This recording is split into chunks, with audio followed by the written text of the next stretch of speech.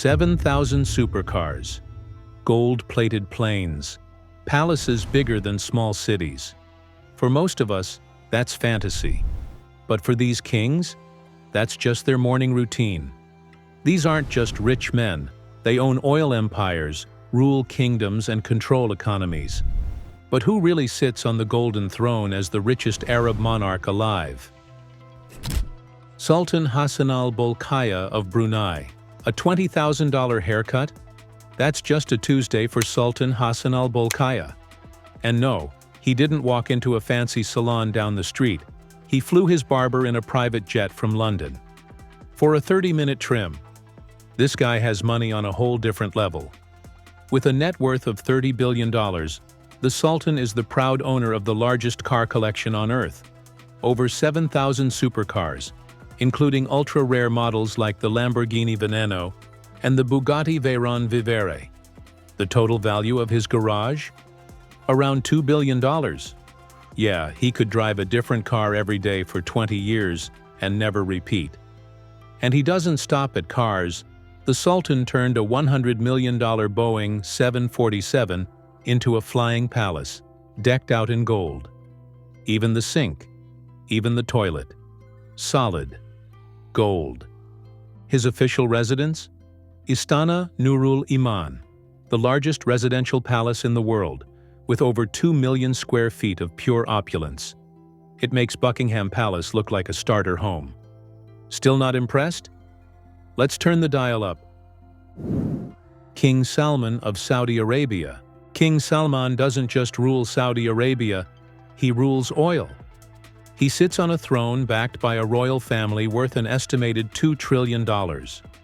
His personal net worth? $20 billion. His primary residence? The legendary Riyadh Palace, basically a small city with its own hospital, cinema, mosques, and, of course, a golden throne room. We're talking 4.9 million square feet of royal excess. He owns over 7,000 luxury cars, including a gold-plated Rolls-Royce Phantom, a $4.8 million Maybach, and a $3.4 million custom Bugatti Veyron. And when King Salman flies, he doesn't just ride in style, he owns a private jet fleet worth over $2 billion. One of them? A $500 million Boeing 747 with an interior coated in gold. Literal gold. And yes, he descends the jet via a gold-plated escalator, because stairs are for peasants. Oh, and his yacht? Prince Abdulaziz, worth $100 million. A palace on the sea.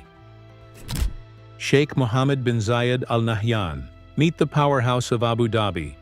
Sheikh Mohammed is not just a ruler, he's a modern-day oil emperor. After taking over from his late half-brother, his wealth exploded from $3 billion to $30+ billion. And he spends like it. He owns the stunning Emirates Palace, a $3 billion masterpiece and one of the world's most luxurious hotels. His real estate game is global. $45 million mansion in Beverly Hills, private estates across Europe and palaces that could make Versailles blush. His cars? Next level, $2.5 million Bugatti Veyron, $3.4 million Lykan Hypersport, and $18.7 million Bugatti. La Voiture Noire, the world's most expensive car. On water, he cruises in the Azam, a 590-foot super yacht worth $600 million. On the walls of his palaces, a $100 million art collection. Because, why not? Sheikh Mohammed bin Rashid Al Maktoum. Dubai didn't build itself, Sheikh Mohammed did. With a personal fortune of $5 billion, he didn't just flex wealth, he reshaped a desert into one of the most extravagant cities on Earth. His home? The $550 million Zabil Palace, filled with ivory, precious metals, and every luxury imaginable. Oh, and he owns more UK land than the British royal family. His property list includes a 63,000-acre estate in Scotland, $45 million mansion in Texas, and $323 million penthouse in Monaco. And the cars? Ridiculous. Bugatti Veyrons, Lamborghini Reventons, Ferrari Enzos, McLarens, name a dream car, he probably owns 5. His yacht, Dubai, is worth over $350 million. And his wedding?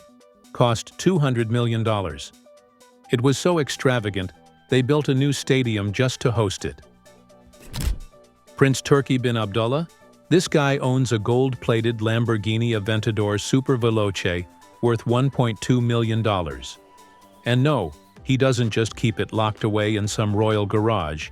He drives it through the streets of London, like it's just another Tuesday. Yup. Prince Turki and his gold car parade actually caused a media frenzy in London. At one point, he even parked it on a super-exclusive street, got slapped with a $110 parking fine, and didn't even blink. That's probably what he tips his valet. But here's the real question. Is there another royal who can top this level of luxury? Buckle up, because we're about to meet the wildest billionaires of the Arab world. Sheikh Hamad bin Khalifa Al Thani, former king of Qatar. When people talk about Sheikh Hamad, it's not just about his political legacy, it's about his taste. With a personal fortune of $2.1 billion, he's living like royalty. Literally. His main palace in Doha? Worth over $1 billion. And it's not just one building, it's a whole complex of 15 gold-covered residences. Yup, 15. Each one dipped in actual gold. But he didn't stop in Qatar. He secretly built another palace on the coast of Oman, completed in 2019. This one? Think royal white and gold theme with just the right amount of, you can't afford this. And of course, he's got a dream garage, Lamborghini Aventador SV, Ferrari LaFerrari Aperta, Bugatti Chiron, you name it. If it's fast and expensive, it's probably parked under his palace somewhere. King Mohammed VI of Morocco. Next up, King Mohammed VI, also known as the King of Cool. With a net worth of $2.5 billion, this guy doesn't just rule Morocco, he redefines what it means to be royal. His main residence? The Dar al-Makhzen Palace in Rabat, also called the Palace of Happiness. And honestly, with that name and ocean view villas in Agadir, who wouldn't be happy? But wait for it. He also owns a $100 million mansion in Paris, just a stone's throw from the Eiffel Tower. Fancy, right?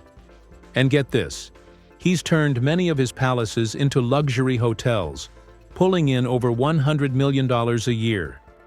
Now that's what I call royal side hustle. His transport game? On point. Luxury yachts, private jets, a royal helicopter, and a museum-worthy car collection. Oh, and he's a serious art collector too, with some of the rarest works on earth. Respect. King Abdullah II of Jordan. Okay, so King Abdullah II doesn't have oil like some of his royal neighbors. But who needs oil when you've got a fortune of $750 million and the brains to turn Jordan into a hotspot for luxury tourism? His main palace in Amman is worth $150 million. A stunning combo of modern architecture and classic Arab design. But he doesn't stop there. He also owns beachfront villas in Malibu and high-end properties across the US and UK. But here's the cool twist. While most kings collect cars, Abdullah's into motorcycles. He's got a $40 million collection of rare custom bikes. Not to mention over 70 classic and exotic cars and a $40 million private jet.